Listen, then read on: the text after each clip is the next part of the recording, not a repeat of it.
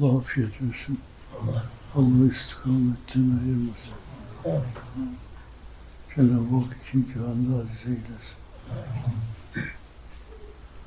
İş başındalar. Hepsi Cenab-ı Hak birilerini bin eylesin inşallah.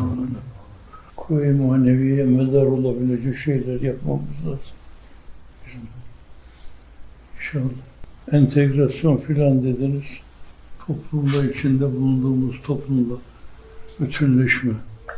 Bu toplum için bir problem zannı uyarmama. O bizim için çok önemli. Yani asimilasyona karşı belli bir tavrımız olduğu gibi esasen erimeme, onlar içinde kaybolmama ve aynı zamanda o toplumla da bütünleşmesini bilme, kendi kimliğimizi korumanın yanı başında. Evet, bu zannediyorum Suat hocamlar burada görüşmüşler bu meselede. Başkaları da belki kadimden bu yana hep üzerinde durulan hususlardan bir tanesi de bu.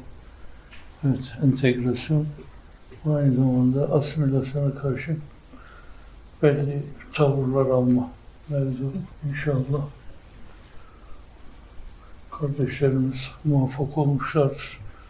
Buradaki yapıyla, tutumda öyle bir asimilasyon siyaseti çok yok yani.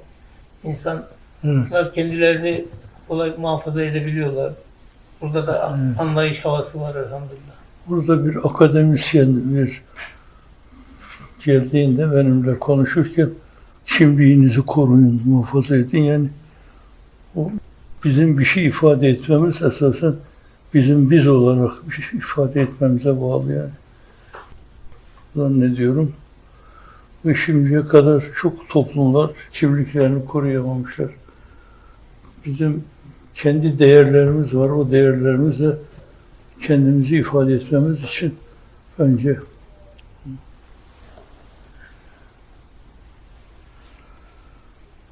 bu kardeşlerim maşallah hepsi gözleri pırıl pırıl maşallah. Böyle. İnşallah bekleneni, ümit edileni ortaya korulur. Dünya farklı bir toplum görür.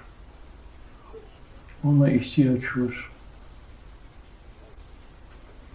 Evet. Bu programlar için gelen 25 kadar da hanım kardeşimiz var. Evet. Başka hususi mahiyette onların geldiğini de gördük yani. Tamamen taslamam ortaya koydular kendilerini. Evet. Bence öyle işte yararlı olursak, onlar o toplum içinde yararlı olursak bağırlarını açarlar bize.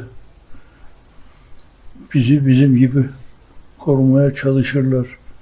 Çok yerde öyle oluyor zannediyorum. Evet. Fakat kabaca, hoyratça davranınca kopmuş oluyorsunuz bu toplumda. Simalar çoğuna vakıf değilim. Az bildiğim sima var. Elhamdülillah. Demek ki camia elhamdülillah hep yeni genç taze kuvvet geliyor elhamdülillah. Evet, elhamdülillah. Taife-i Nisa'dan da öyle 500 tane, 1000 tane geldi orada. Tanımıyoruz belki. Onların içinde 10 tanesini biliyoruz. Elhamdülillah. Suat hocamızın buyurduğu gibi. Demek ki hep böyle katkıda bulunma oluyor elhamdülillah. Allah sayenizi meşhur etsin. Dünya insanlığı aldattı bir yönüyle. Bir kere de bizimle aldanmasınlar. Allah korusun.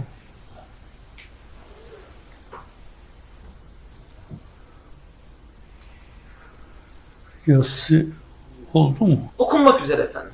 Öyle mi? Evet. İyi. Onlar da kılarız, biz de burada kılarız. Allahu Ekber, Allahu Ekber.